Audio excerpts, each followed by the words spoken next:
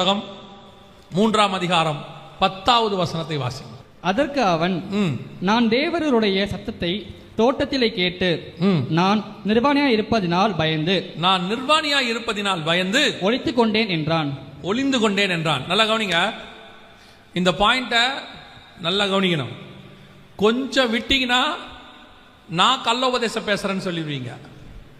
நல்லா கவனிச்சு புரிஞ்சுக்கோங்க. இல்லைன்னா நான் தான் ஏதோ தப்பா போதிக்கிற மாதிரி உங்களுக்கு ஆயிடும். நல்லா கவனிங்க. இப்போ ஆதாம் தேவனை பார்க்க எதனால பயந்தார்னு வசனம் சொல்லுது. எதனால பயந்தாராம்? நிர்வாணியா இருப்பதினால் பயந்து அப்படின்னு இருக்கு. இப்போ இந்த காலகட்டத்தில் உங்களுக்கும் எனக்கும் நிர்வாணம்னா என்னன்னு தெரியும். ஏன்னா நாம எல்லாம் ட்ரெஸ் போட்டு வாழ்ந்தவங்க.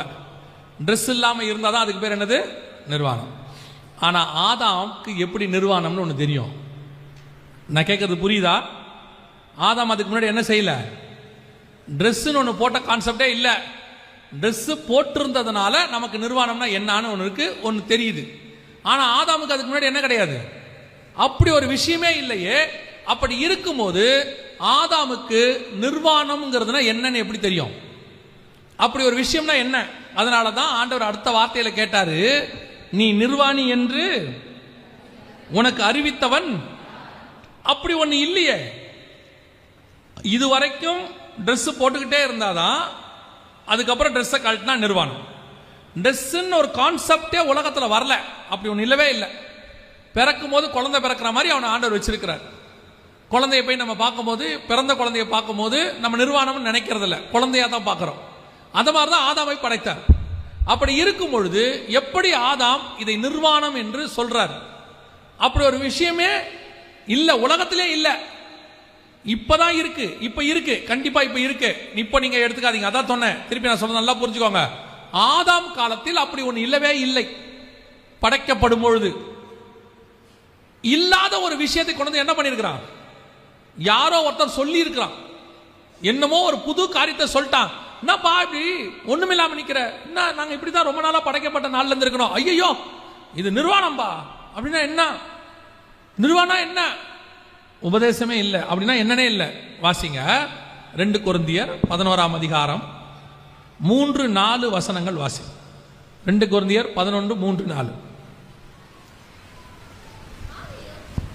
ஆகிலும் சர்ப்பமானது தன்னுடைய தந்திரத்தினாலே ஏவாளை வஞ்சித்தது போல உங்கள் மனதும் கிறிஸ்துவை பற்றிய உண்மை நின்று விலகும்படி கெடுக்கப்படுவோம் என்று பயந்திருக்கிறேன். நல்லா கவனிங்க. சர்ப்பமானது தன்னுடைய தந்திரத்தினாலே ஏவாளை வஞ்சித்தது போல. இந்த உபதேசம் என்ன உபதேசம்? இல்லாத ஒரு காரியத்தை வந்து சொல்லிட்டான். இப்ப அதனால ஆண்டவர் கேட்கிறாரு, இதை உனக்கு சொன்னது யாருப்பா? இப்படின்னு உனக்கு சொன்னது யாரு? ஏன்னா நான் உன்னை படைக்கும் போதே மகிமையா படைச்சிருக்கிறேன். உனக்குள்ள அப்படி நிர்வாணம் ஒரு கான்செப்டே இல்லையே. அப்படி இருக்கும்பொழுது நீ நிர்வாணி என்று உனக்கு அறிவித்தவன் யார்? இந்த பேஸ்ல தான், நல்லா புரியுங்க, இந்த பேஸ்ல தான் இன்னைய வரைக்கும் ஒரு மாயையை பிசாசு அத்தனை பேரையும் பிடிச்சு வச்சிருக்கிறான். குறிப்பா வாலிபர்களை, இந்த கடைசி காலத்தில் வாலிபர்களை இதைத்தான் அவன் என்ன பண்ணி வச்சிருக்கிறான்? பிடிச்சு வச்சிருக்கிறான். கவனிச்சு கொள்ளுங்க.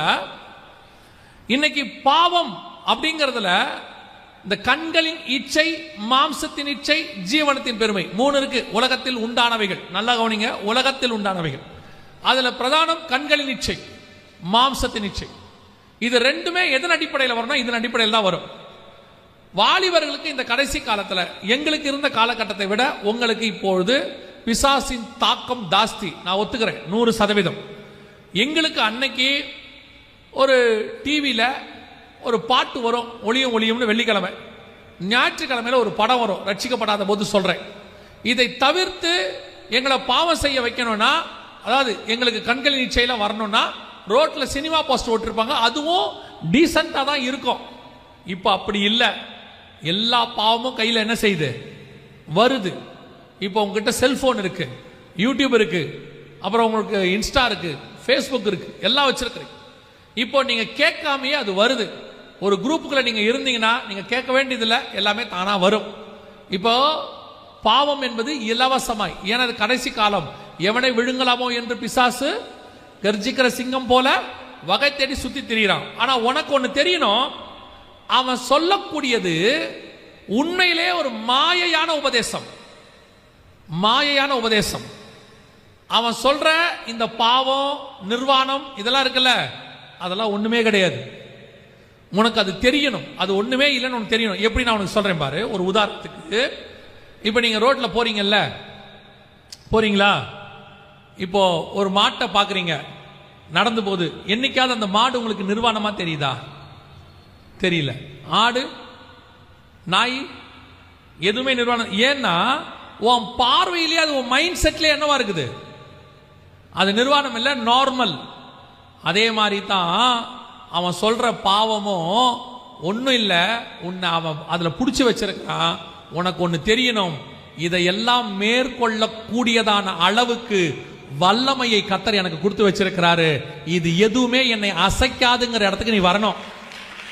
நீ தான் அதை ரொம்ப பெருசா நினைச்சிட்டு இருக்கிற. அது பார்த்து முடிச்ச பிறகு என்ன இருக்கு? அதுல பார்த்து முடிச்ச பிறகு என்ன இருக்கு? ஒண்ணும் இல்லை, அவ்வளவுதான், ஒண்ணுமே கிடையாது, ஜீரோ. திருப்பி பார்க்குற வரைக்கும் உனக்கு அது ஒன்றும் தோணல. திருப்பி ஒரு நாள் தோணுது, அது காலையில தோணுதோ சாயங்காலம் தோணுதோ இல்லை ஒரு நாளைக்கு 2 தடவை தோணுதோ, ஏதோ ஒன்று பார்க்கணும்னு தோணுது இல்ல. இந்த தோன்ற விஷயத்தை நீ பார்க்கறியே, அதுல என்னதான் இருக்கு? பார்க்கும் போது உனக்கு நல்லா இருக்கு, பார்த்து முடிச்ச பிறகு அதனால உனக்கு என்ன பலன், அதுல என்ன டேக்அவே? இப்ப நீ பாஸ்டர் மெசேஜ் கேட்கிற, போகும்போது ஒரு தீர்மானத்தோட வர, இனிமேட்டு நான் ஒரு மிஷனரியா மாறணும், ஒரு ஊழியக்காரனா மாறணும், இல்ல இப்படிப்பட்ட வல்லமை வரணும், வர வேணும், இப்படி ஒரு மோட்டிவேஷன் ஏதோ ஒன்று வருது இல்ல, டேக் அவேன்னு சொல்றல. அதே மாதிரி நீ இந்த மாதிரி விஷயத்தை பார்க்கும்போது என்ன டேக் அவே இருக்கு? அதுல திருப்பி அதுல டேக் அவே தான் இருக்குதா? அதுக்கு பதிலா உன்னுடைய ஆவி, ஆத்மா, சரீரம் சோர்ந்து போகுது, அதுல டேக் அவே இல்ல. அப்ப இது நீ புரிஞ்சுக்கணும். ஒண்ணும் இல்லாத ஒரு விஷயத்த எனக்குள்ள பெரிய மாயையா மாத்தி அவன் என்ன புடிச்சு வச்சிருக்கிறான். இது ஒரு குப்பை, இந்த குப்பையில ஒண்ணும் எனக்கு இல்ல. இத மேற்கொள்ற அதிகாரத்தை என் தேவன் எனக்கு வச்சிருக்கிறாரு. நான் மேற்கொள்ளாம அதை போய் பெருசா நினைச்சிட்டு இருக்கனே நீ நினைச்சு பாரு. ஆண்டவர் உன்னை அதுல இருந்து விடுதலையாக்கி நீ மேலான காரியங்களை பார்க்கும்படி கர்த்தர் செய்வார். உன்னை அப்படியே ஒரு விதமான மாயைக்குள்ள வச்சிருக்கிறான். எல்லாமே அப்படிதான் பாருங்க. சினிமா ரிலீஸ் ஆகுது, முதல் நாள் அந்த படத்தை பார்க்கறதுக்கு எப்படி அடிச்சுக்கிறான், அவன் ஃபேன்ஸ் எல்லாம் அடிச்சுக்கிறாங்களா இல்லையா? 1000 கணக்கில் காசு கொடுத்து போய் பார்க்கறான், அடிச்சுக்கிறான். 10 நாள் கழிச்சு அந்த படம் பாருங்க, படம் பாருங்கன்னா போய் பார்க்க சொல்லல, உடனே பாஸ்டர் படம் பார்க்க சொல்றான்னு நினைச்சிடாதீங்க. 10 நாள் கழிச்சு பாருங்க, அந்த படத்துக்கு ஒரு மவுசும் இருக்காது, சும்மாதான். அதை பத்தி யாரும் பேசவும் மாட்டாங்க. ஆனா அவனுக்கு ஒரு வெறி இருக்குல்ல, முதல் நாள் பார்க்கணும். ஏன் 5வது நாள் பார்த்தா என்ன? முதல் நாள் பார்த்தாலும் அதே படம் தான், 5வது நாள் பார்த்தாலும் அவனுக்குள்ள ஒரு வெறி வருதுல்ல. முதல் நாள் பாத்திரணும், அப்பதான் நான் அவருடைய ரசிகன் அப்படின்னு எனக்கு ஒரு பெருமை. அதுக்காக எத்தனை 1000 வேணா செலவு பண்ணுவேன். இதுதான் மாயை. அப்படியே அவனுக்கு 5 நாள் டிக்கெட் கிடைக்கல, 6வது நாள் போய் பார்க்கறான்னு வச்சுக்கோங்க. 6வது நாள் பார்க்கறான், அதே படம் தானே. 6வது நாள் பார்க்கும்போது அதுல ஏதாவது குறைஞ்சிருக்குமா? ஒண்ணும் இருக்காது. அந்த முதல் நாள் பார்க்கிற த்ரில்லு, அதுதான் மாயை. அவனே ஒரு இடத்துல 40 வயசு ஆன பிறகு, 45 வயசு ஆகி, கல்யாணம் ஆகி, குழந்தைங்கெல்லாம் பிறந்த பிறகு அவனை கூப்பிட்டு கேளுங்க, இப்ப நீ போய் அந்த படத்தை முதல் நாள் பார்க்கலையா? ஏங்க நீங்க வேற, இந்த 1000 ரூபாய் இருந்தா பிள்ளைங்களுக்கு ஃபீஸ் கட்டலாம்.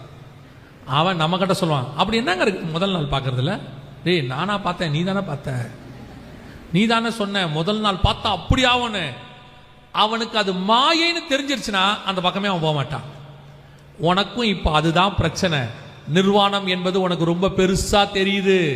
அதை பார்க்கறது, பான் வெப்சைட்ஸ், அது இது நீ போய் பார்க்கும்போது எனக்கு பெருசா தெரியுது. ஆனா ஒன்னு தெரிஞ்சுக்கோ, அதெல்லாம் ஒரு மாயை, அதுக்குள்ள ஒரு மண்ணாங்கட்டியும் இல்ல. அதெல்லாம் உன்னை பிடிச்சு வைக்கிறதுக்கு பிசாசு பண்ற தந்திரம். உனக்குள் ஒருவர் இருக்கிறார், உலகத்தில் இருக்கிறவனிலும் உன்னில் இருக்கிறவர் பெரியவர்.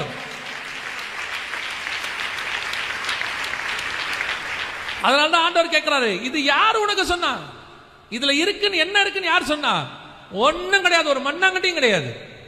இதை விட மேலான நீ பார்க்க வேண்டிய விஷயங்கள் இருக்கு. கர்த்தர் உனக்கு நியமித்தவைகள் உன் கண்கள் காணவும் இல்லை, உன் காதுகள் கேட்கவும் இல்லை, ஆவியிலே தேவன் உனக்கு வச்சிருக்கிறார். நீ அதை பார்க்க தொடங்கணும். நீ கேட்டு பாரு ஆண்டவர்கிட்ட, ஆண்டவரே இத பார்க்கும்போது ஒரு 10 நிமிஷம், ஒரு அரை மணி நேரம் ஒரு த்ரில் இருக்கு, பார்த்த பிறகு ஒரு குற்ற உணர்வு வருது.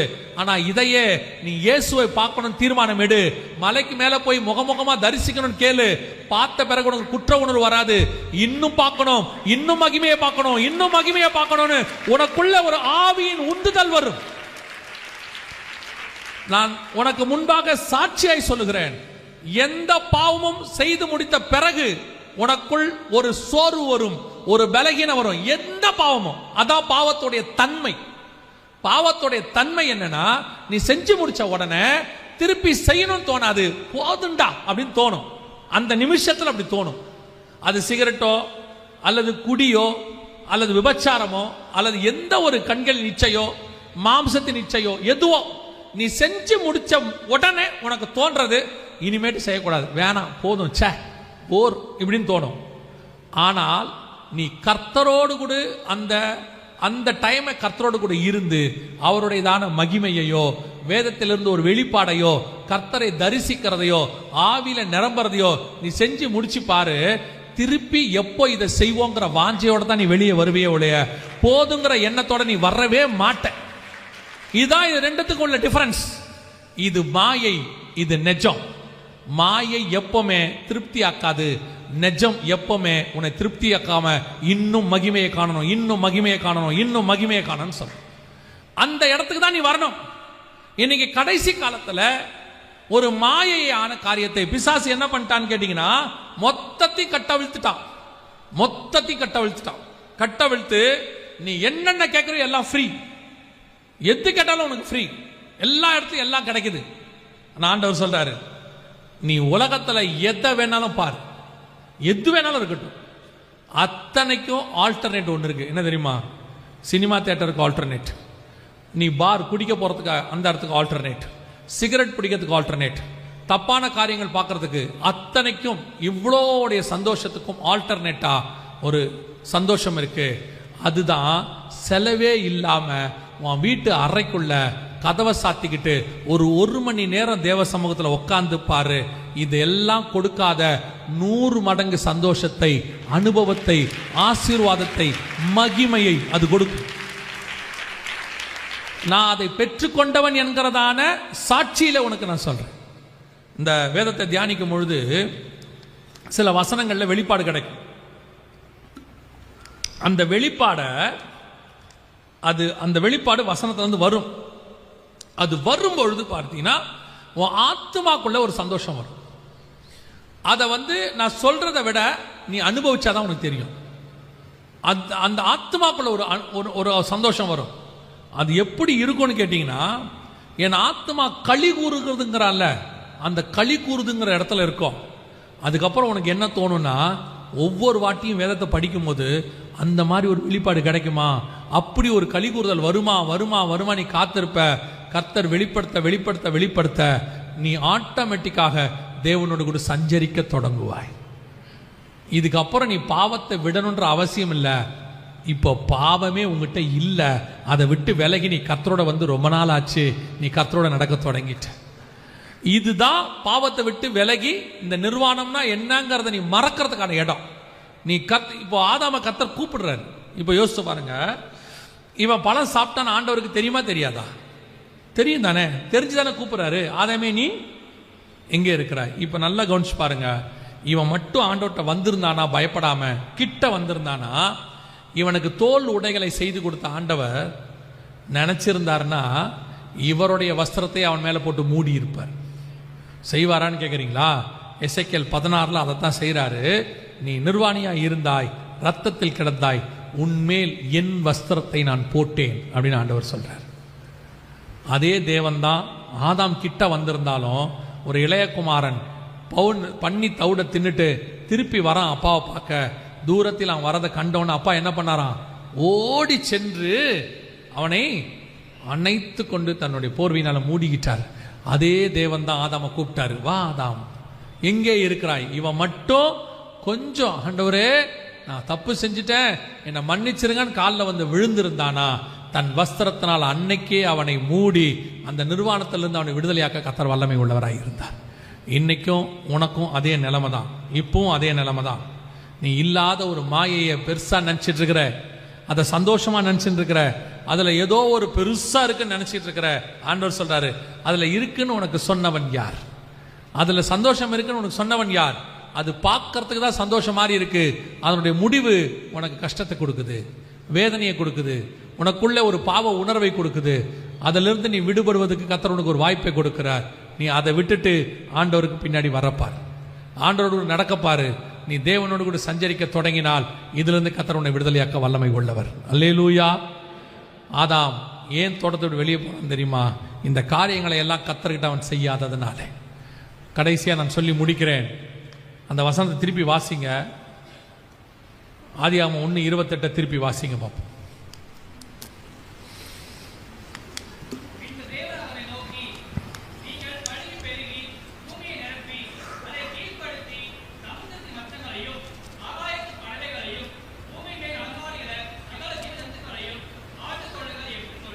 இதுதான் இருக்கிறதுலே வேர்ல்டுலயே பெரிய அழைப்பு. இதை இழந்து போனதை ரட்சிக்க தான் இயேசு வந்தார். வெளிப்பத்தில் 1:6 சொல்லுது, உண்மையுள்ள சாட்சி. 1:5 உண்மையுள்ள சாட்சியும் மரித்தோர்ந்து முதற் பிறந்தவரும் பூமியின் ராஜாக்களுக்கு அதிபதியுமாகி இயேசு கிறிஸ்து. ஆதாமை ஆண்டு கொள்ள சொன்னார் இல்லையா?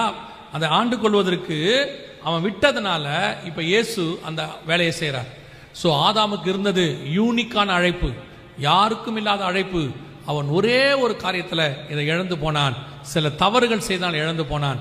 இன்னைக்கு அதே மாதிரி உனக்கு கர்த்தர் ஒரு யூனிக் அழைப்பு வச்சிருக்கிறார், ஒவ்வொருத்தருக்கும் வச்சிருக்கிறார். இந்த அழைப்புல உன்னை முடிவு பரியந்தம் நடத்த விரும்புகிறார். இப்ப நீ அந்த அழைப்பை புரிஞ்சுக்கிட்டு ஆதாம் செய்த தப்ப நீ செய்யாம இருந்தீனா, ஆண்டவர் இதே அழைப்புல இயேசு கிறிஸ்து எப்படி பூமியின் ராஜாக்களுக்கு அதிபதி ஆனாரோ அதே மாதிரி உன்னையும் கொண்டு வந்து அந்த அழைப்பின் முடிவில் நிறுத்த வல்லமை உள்ளவராக இருக்கிறார். அல்லேலூயா. இன்னும் அழைப்பு உங்ககிட்டே தான் இருக்கு, இன்னும் உனக்கு கொடுக்கப்படும். ஏன்னா அழைத்த அழைப்பும் கிருபா வரங்களும் மாறாதவைகள் இன்னும் அப்படியே தான் இருக்கு. அதுல கர்த்தர் உன்னை முடிவு பரியந்தம் நடத்த கர்த்தர் விரும்புகிறார்.